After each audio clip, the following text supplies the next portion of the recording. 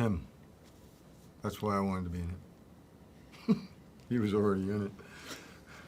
And I said, yeah, I want to work with this man. It was pretty much the same, but I was cast first before Ed was brought on board. And listen, it was a lovely, lovely script. It seemed to have a beautiful throwback to movies I kind of grew up loving to see. These sort of kind of tortured hitmen that are a bit of redemption at the end of it, bonded friendships with other males that gets tested, and this had all that. This script had all these ingredients. And then when I heard Ed was going to be doing it, I was jumping up and down, literally jumping up and down with excitement.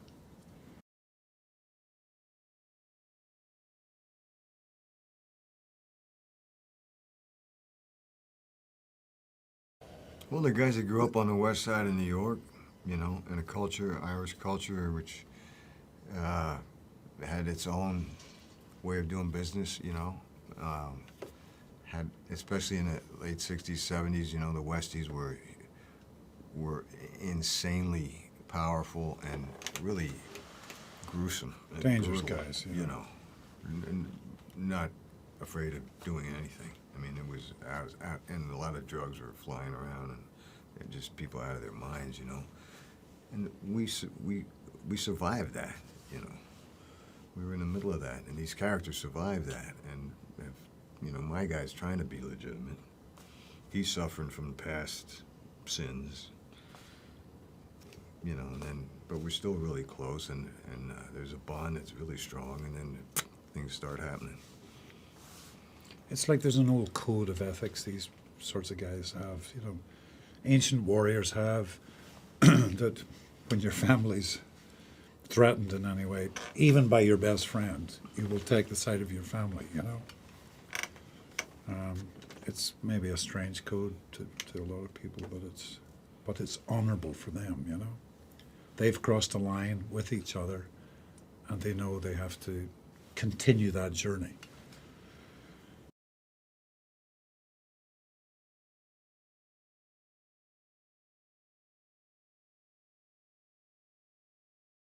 Lots of night shoots, lots of nitty-gritty parts of the city, lots of areas with elevated trains and stuff, which gives the scenes a real quality of danger and kind of unease, and, which is very interesting. And then the latter part of the film, we were up in Putnam County, a very, very peaceful place by a lake. But we were all over the gaff, yeah. Yeah, I thought Jaume used the city greatly, you know. I mean, the location people and all that, they really had some great places to shoot.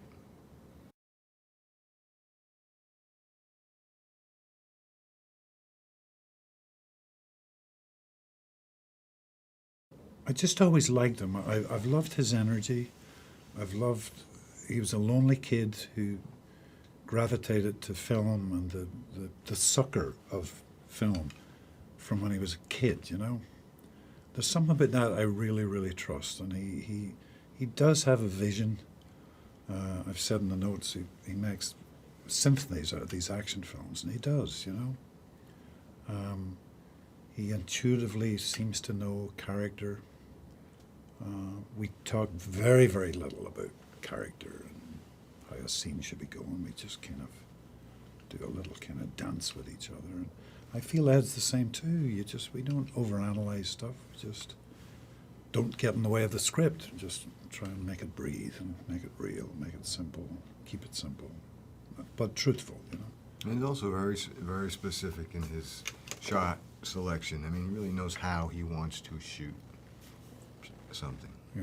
You know, and it just gives you a certain confidence in what's going on. You know, Very prepared. It's not like a fish out of water who's just shooting all over the place because he's just covering his ass. You know, the guy who really knows what he's doing.